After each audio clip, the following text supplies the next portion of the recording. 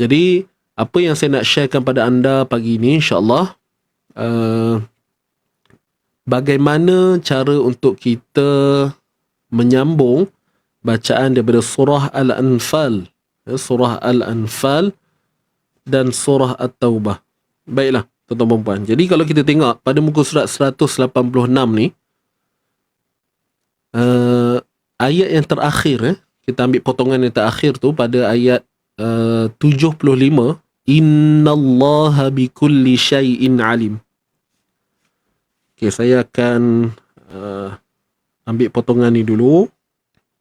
Semua boleh nampak Baik, ini adalah potongan ataupun kita kata ayat terakhir bagi surah Al-Anfal. Innallaha bikulli syai'in alim. Maknanya habis je ayat 75 ni, masuklah surah At-Taubah. Okey, baik, semua boleh nampak ke tuan-puan?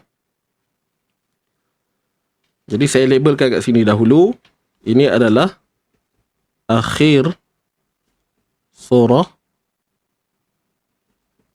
Al-Anfal. Dan yang ini adalah permulaan surah At-Taubah.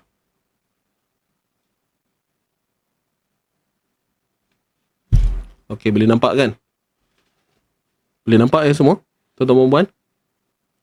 Okey, terima kasih untuk respon. Semua nampak jelas.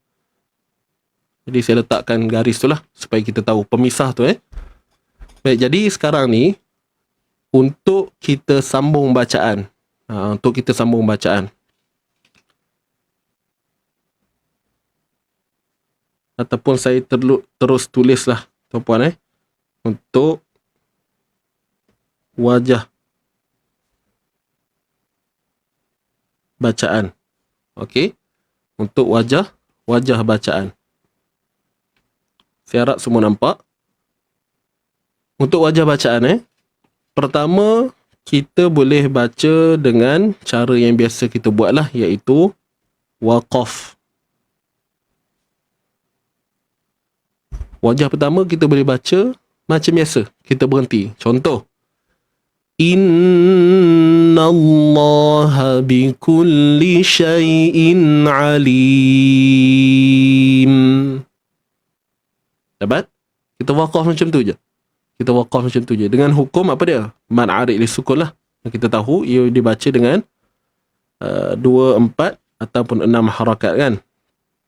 Mad arid li sukun. Okey, untuk yang pertama ni jelas tak semua? Kita buat dulu. Oh, tak apa. Saya makan. Semua faham tak untuk wajah pertama ni? Ni senang lah, kita biasa buat kan?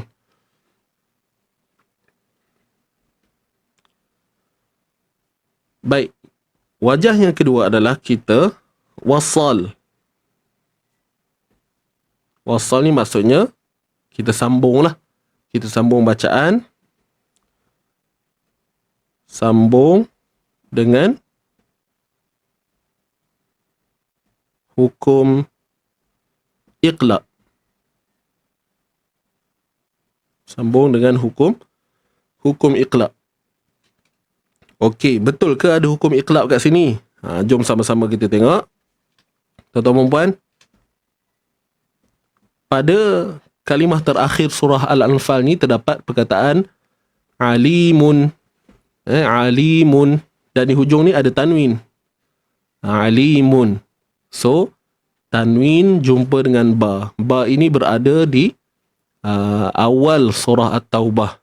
Jadi, jika kita nak sambung, maka akan berlakulah hukum iqlab. Baik. Iqlab ni dia bukan masuk iqlab ni kita sembunyikan tanwin tu. Okey, dan kita tukar dululah konsep dia. Ada konsep dia macam ikhfa, bukan idgham, konsep dia ikhfa. Cuma seperti yang kita maklum, untuk iqlab ni kita akan baca innallaha bikulli syai'in alimun. Alimun. Yang mana iqlab ni kita tahu ia perlu dibunyikan dengan kita menutup bibir secara bersahaja. Kan, tutup bibir, cuma kita melemahkan pegangan antara dua bibir lah. Okey, saya tunjukkan contoh sekali lagi. Perhatikan. Inna Allah bi kulli syai'in alimun bara'ah. Okey, dapat? Alimun. Baca dengan iqlab. Baiklah, tuan-tuan perempuan, sahabat-sahabat semua, jelas tak untuk wajah yang kedua ni, iaitu wajah wasal ni, baca secara wasal ni? Boleh tak respon dulu di ruangan komen? Okey, semua jelas. Alhamdulillah. Senang kan? Kita baca dengan iqlab. Jadi kebiasaannya dua inilah. Kalau kita berbalik pada kaedah yang kita, orang kata apa, kita belajar secara asas kan. Baik, cuma yang ketiga, ni yang terakhir lah. Ada tiga sebenarnya. Yang ketiga ini adalah bacaan secara saktah. Mungkin ada yang baru tahu kan. Jadi insyaAllah, tuan-tuan perempuan, ambil lah peluang ini untuk dengar baik-baik pencerahan ini. Untuk kalimah terakhir alimun ni tadi, kalau kita wasal, kita baca dengan iqlab kan. Tapi kita juga dibenarkan untuk baca secara saktah. Okey, apa itu saktah? Kena tahu dulu. Saktah ni apa? Saktah ini adalah kita berhenti tanpa mengambil nafas yang baru. Dia berlawanan dengan maksud waqaf. Tuan-puan kena jelas dulu. Kan definisi bagi kedua-dua istilah ni. Kalau waqaf, kita berhenti. Kita berhenti dan mengambil nafas baru. Itu maksud waqaf. Inna Allah bi kulli syai'in alim. Stop. Ambil nafas baru. Maknanya perbuatan kita tu tadi adalah waqaf. Apa yang kita buat tadi tu adalah waqaf. Okey, kalau saktah pula, dia sebenarnya lebih kurang je. Kita berhenti juga, cuma bezanya tanpa mengambil nafas. Okey. Inna Allah bi kulli syai'in alim. Bara. Okey. Maknanya kita diam sebentar, diam seketika. Okey, ni dari sudut lain lah kita nak faham. Maknanya kita berhenti seketika, senyap kejap dalam kadar 2 harakat begitu. Okey, kalau ikutkan dia tak ada harakat pun. Cuma dia ada satu kadar, satu tempo yang kita berhenti sekejap. Kemudian kita sambung dengan itulah bara'ah tu. Okey, dapat tak? Untuk yang ketiga ni, kita boleh baca secara saktah. Saya ulang sekali lagi cara bacaannya. Inna Allah bi kulli syai'in alim. Bara'atum minallahi wa rasulih. Jadi begitulah tuan-puan, 3 bacaan yang boleh kita lakukan. Kalau kita nak waqaf macam biasa, berhenti pada alim, hukumnya ma'arif sukun seperti biasalah yang kita faham, yang kita belajar. Kemudian kalau kita wasal, kita boleh baca dengan iqlab. Bukan boleh, memang itulah hukumnya pun kan. Tanwin jumpa gambar. Yang terakhir, kita dibenarkan untuk baca dengan saktah. Boleh.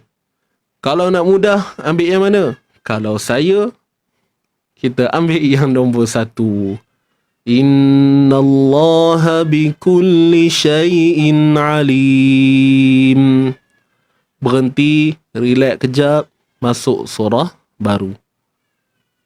Perbincangan ini timbul disebabkan apa? Biasanya bila kita akhiri bacaan pada sesuatu surah, kita akan mulakan surah berikutnya dengan basmalah. Betul tak? Tapi sekarang ni ceritanya surah atau taubah ni tanpa basmalah. Maka timbullah kekeliruan kan? Dan datanglah pula pencerahan seperti yang anda baru terima sebentar tadi. Itulah dia. Kalau anda buka kitab-kitab pun biasanya ceritanya begini sahaja. Tak adalah orang kata apa terlalu deep sangat. Alright? Kita pun tak adalah masukkan cara bacaan raum apa semua. Kalau ikutkan ada lagi wajah-wajah yang lain. Tapi ini antara yang basic yang cukup untuk kita fahamkan. Wallahu ta'ala a'lam. Saya harap anda semua jelas. Kalau nak pilih yang mana? Terpulang pada anda. Nak buat 3-3 wajah pun boleh. Ulang. Wajah pertama baca dulu waqaf, wajah kedua baca sambung, wajah ketiga baca saktah. Tujuannya apa? Adalah untuk kita mempraktikkan apa yang kita belajar. Biasanya kalau tengah talaqi bolehlah buat kan 3 wajah ni.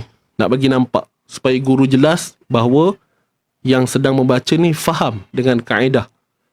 Bagi wasal, bagi waqaf dan juga saktah. Wallahu a'lam. Mudah kan mengaji?